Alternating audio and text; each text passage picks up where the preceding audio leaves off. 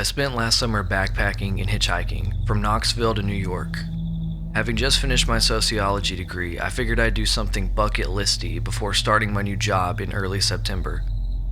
I've always loved spontaneous travel, to just go where the wind takes me, and that summer was the first time I had the money to do so with some comfort. I could stay at the occasional motel, hop on a train, or just take a cab every now and then. I had options, and I wanted this to be a final youthful adventure before I got stuck in the rat race. I made my way up through Kingston, Preston, and Beckley, heading northeast. I hitchhiked most of the way, but I sometimes had to walk for hours before someone pulled over to give me a ride. I even had a cardboard sign saying, "New York, New York." But man, it gets rough out there. Nothing to protect you from sudden rain, and there's no guarantee you'll find a place to stay before it gets dark. And you don't want to fall asleep when you're getting a ride from someone. Safety first. By the time I got to the small town of Juniper, West Virginia, I was exhausted. I stopped at a cafe to get some directions and a bite to eat. Got myself a smiling little blue sunflower pin, some kind of local charity thing. What can I say, the thing was next to a wanted poster of 2 kids. I felt bad.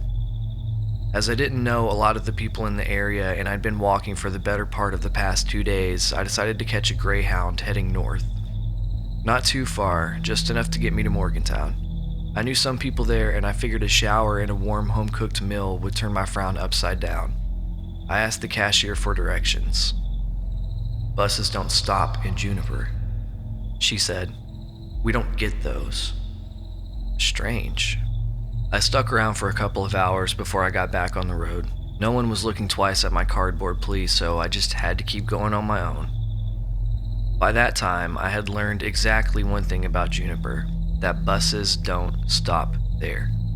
And I was about to learn a second thing, that the roads are concrete garbage. I'd been walking for about 2 hours. It was getting dark. I was following the main road out of town when a piece of concrete got loose, causing me to slip and twist my ankle. I fell over by the roadside, clutching my foot and already seeing some bruising. Now there really was no other option but to get to a bus.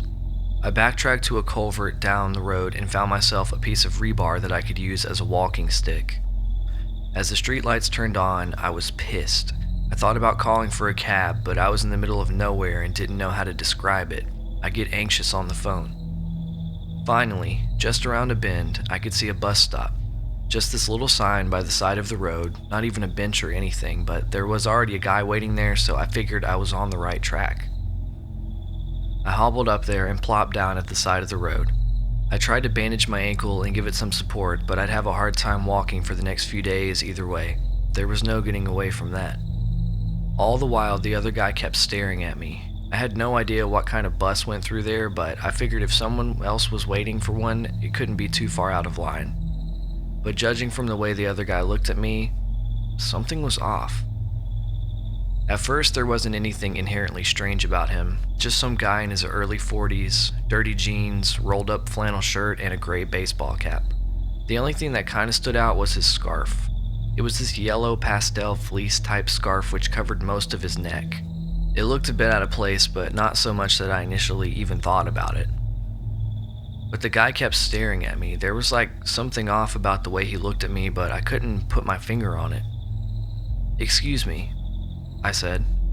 "Do you know when the next bus gets here?" No response, no acknowledgement of any kind, no nods or head shakes.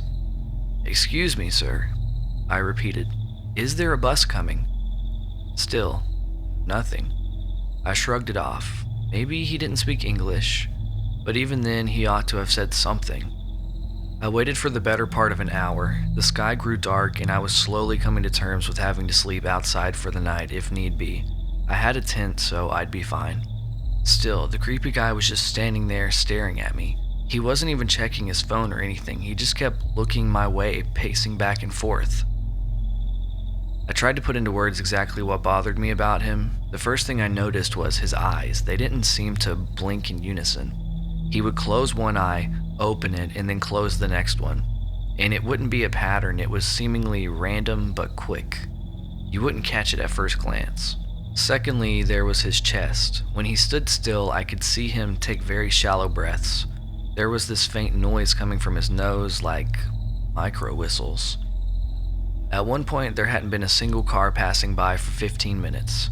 Suddenly, the strange man walked up to me. He looked at me with those wild, random eyes. "Can I help you?" I asked. "Do you—" Before I could finish my sentence, he grasped the bus sign and tipped it over. He barely made an effort. An uncomfortable thought washed over me. Maybe he put that sign up in the first place. I took out my phone as if to show him that I was ready to call for help if need be. I got up on my feet, leaning against my rebar crutch. "There's no bus coming, is there?" I asked. There was no response. Instead, he stopped pacing. Not just stopped as in stopped moving, but as in stopping so completely that it looked like he wasn't even breathing. The only thing moving was the size of his pupils, slowly growing wider like a cat ready to pounce. Something in the back of my mind screamed at me to run, but my ankle didn't let me. I got about 3 steps down the road before he tackled me, sending us both reeling down a 15-foot slope. All the while, he kept taking these shallow breaths like an excited dog. I found myself face first in the dirt with this stranger's body next to me, a dense pine forest stretching out for miles ahead. My head was spinning, trying to figure out what was even happening. As I scrambled to get on my feet, I couldn't stop focusing on this one stupid detail, that his body was incredibly light. It was like getting tackled by a water balloon. By the time I got up, my attacker was ready to pounce again. Somewhere down the slope, I must have dropped my phone. As he lurched forward, I swung my piece of rebar in a wide arc, smacking him on the side of the head. It was like hitting a sandbag. It didn't even slow him down. Before I could build up the momentum to swing again, he grabbed me. It surprised me, making me trip over my own feet as he pulled me into the woods. He had this grip like a vice that just dug into my clothes, and he was much stronger than I anticipated. I was dragged along by my backpack. I managed to get it off and escape his grip for a moment, but before I could get away, those hands got me by the neck of my jacket. No matter how much I kicked and screamed, I could see the lights by the road disappearing further and further away. I got dragged through brushes, saplings, and branches. Things were poking into my skin, tearing at my clothes. I could barely breathe, but I kept struggling. The man in the yellow scarf just kept pulling me further away from the light, all the while panting with rapid breaths. It didn't matter how much I screamed, squirmed, or twisted, those hands weren't letting up. We battled for what felt like hours. I got out of my jacket and he grabbed my foot. I got out of my shoes and he just grabbed my belt. After a while, I was just too tired to fight. I resigned to just holding on to whatever I could reach and tried to slow him down, but all it did was bruise my hands. At some point, I just laid there, exhausted, as he dragged me further into the woods. The rough forest floor turned a soft grass, and I was pulled into a field. The moon was out, and I could see all the way through the clearing. The man in the yellow scarf suddenly stopped and inhaled a deep breath, his torso swelling like a balloon. There was a faint crackle as his ribs readjusted. He was smelling something. I made an attempt to get up, but he just kicked me back down and put a foot on my torso. At the slightest movement, he would press down to keep me in check. There were others there. I could hear them shuffle through the tall grass. From where I lay, I could only see the top half of them. There were 3 of them in total, 2 men and a woman. 2 of them were carrying their own bus signs. All 3 of them were wearing scarves similar to that of my assailant. One of the men hissed, actually hissed, with his mouth wide open. He made this threatening stance and stepped forward, but my attacker didn't flinch. Instead, he hissed back. It wasn't a normal sound. It was like someone desperately trying to cough but never quite getting the phlegm out. I felt like prey to a predator, as they non-verbally argued about who gets to do something. Something grabbed me by my neck, a 4th one still wielding a bus stop sign. I was pulled away, and as my attacker flinched, they pounced on him. It escalated into a full-on brawl, but not like any fight I'd ever seen. They were contorting their bodies at impossible angles, their torsos swelling and shrinking like blowfish. They kept thrusting their necks forward while their heads just bobbled back and forth. In the confusion, I started crawling. No one was looking at me. I crawled on my belly, trying to get away. My ankle was killing me.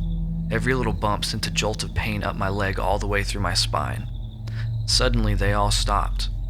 At the edge of the forest clearing, I could see yet another one. This one was much larger. A woman, easily 6'8". She was carrying a bus sign, this one of a slightly different model, and she had someone thrown over her shoulder. Another victim. Before I could react, hands grabbed me, my arms, my legs, my clothes, and they started to drag me through the clearing. Whatever disagreements they'd had must have been cleared up by the presence of this leader character. Out of reflex, I tried to talk. I demanded that they listen to me and that they explain themselves. Anything. I could hear my voice breaking as I got nothing but vacant expressions in return. These dumb, rolling eyes, all of them blinking at random, all of them taking shallow breaths. But this last one, the large one, she was something different entirely. She moved like her joints didn't matter. She bent her arms back and forth and she kept swiveling her head like an owl. Her mouth was wide open, like she was constantly screaming, but she didn't make a sound, just a completely vacant expression. We got to a mound at the edge of the clearing where they'd made a makeshift shelter. They dug into the dirt and covered it in branches and moss. It was also a sort of storage with at least a dozen different signs. Stop signs, bus signs, and even a couple of simple benches. This was some sort of tactic to catch people who were either on their own, lost, or desperate. They utilized anything that could make a victim change their behavior, to stop for a moment or wait. The large one dropped a person next to me, an overweight balding man in his late 20s with some of the bluest eyes I'd ever seen. He was nodding in and out of consciousness, and I could see deep bruises on his neck. He must have been choked out. As our 5 attackers started going through their collection of signs and symbols, I tried to wake the other victim. He was completely out of it, muttering something about white doors and gardens. I couldn't make sense of it. When he finally came to, he could barely form a coherent sentence. My first thought was that he needed medical attention. He was clearly unwell. Still, he was coming to. They got me at a red light. He wheezed. Pulled me out of the car. They got me at a bus stop, had a fake sign. Do they want money? I got money. I don't think so. There was something deeply inhuman about these people. If they wanted money, they would have just killed me. No, they wanted something else, and it worried me. Before we got a chance to talk, they grabbed him by the foot and dragged him along the ground. The large woman didn't even flinch. This guy was easily 300 pounds, but she pulled him along like he was a bag of chips. He flailed and protested, sleeve of his shirt getting stuck and pulled off on a sharp root. They all helped each other, holding him down as he looked at me, calling for help. Those desperate, pale blue eyes. Never seen anything like them before. The large one took off her scarf, revealing a massive wound in the middle of her throat. It still looked red and fresh.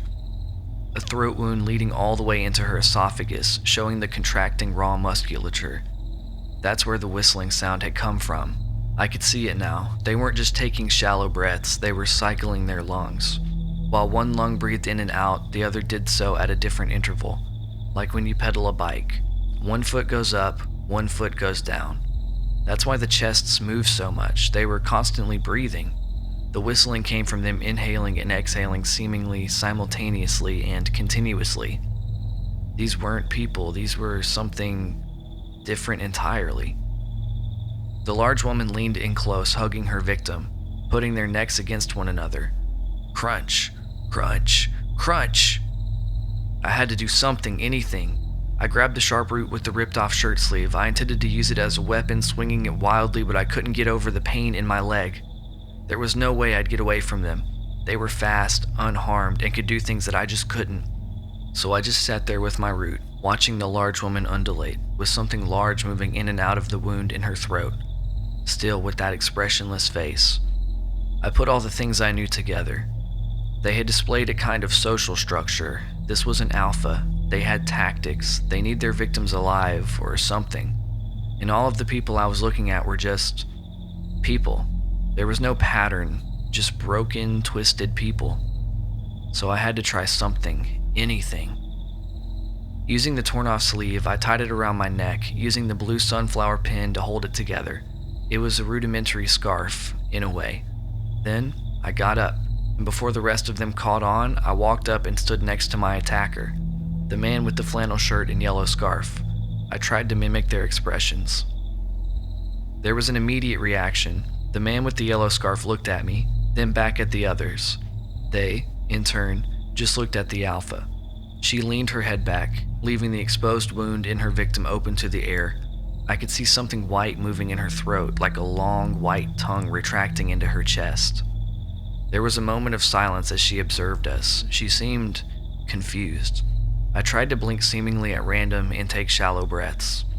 I could feel something wet on my throat. Apparently there was a little blood, probably from my hands. The alpha got up, her head bobbing back and forth. She hissed. There was a vibration as something rattled in her chest. My attacker seemed agitated, and he pushed me away.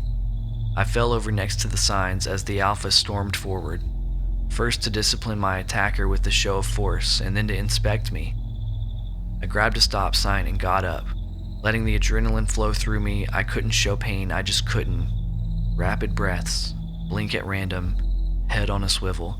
I had to look like them or this was doomed to fail. The alpha looked me over, making a rattling noise. She smelled the blood, poked at me, and presented her neck. I could see the wound just inches from my face, and all the way down her throat I saw something bone white, rattling back and forth like a stick in a barrel. She reached out for my sleeve scarf, held together by that tiny pin. As her cold hands touched my neck and her fingers started to bend into a grip, she suddenly stopped. The other victim was moving. I could have sworn he was dead, but he was moving now. A long white branch-like appendage was moving out of his open neck, reaching for open air, and for a moment the group just looked at him. His body screamed, not him as a person, but his body. A long drawn-out shriek. A grown body crying like a newborn, blood still spurting from his open wound. They all gathered around him, but as my assailant stepped forward, the alpha hissed, causing him to retreat. Then, looking at me, it hissed again. It didn't like me, and it wanted me to leave. Both me and my assailant. Still holding the bus sign, I tried my best to confidently walk out of there. The sign had this heavy lead pipe that I could use to defend myself if need be. I got about 40 feet before I realized I was being followed. The man in the yellow scarf was still coming for me, and he seemed angry, but this time I had a sturdier weapon. I tried to gain some ground to get away from the others. Whether they had been tricked by my antics or just didn't like me didn't matter. It was just me and this outcast. And as he charged me to wrestle me down again, I was ready. This time I swung my bus stop sign in an overhead arc like I was chopping firewood. I closed my eyes, I held my breath, and I hit him square in the chest. This was much more effective, and he doubled over. I just started beating him over and over as his chest expanded and shrunk.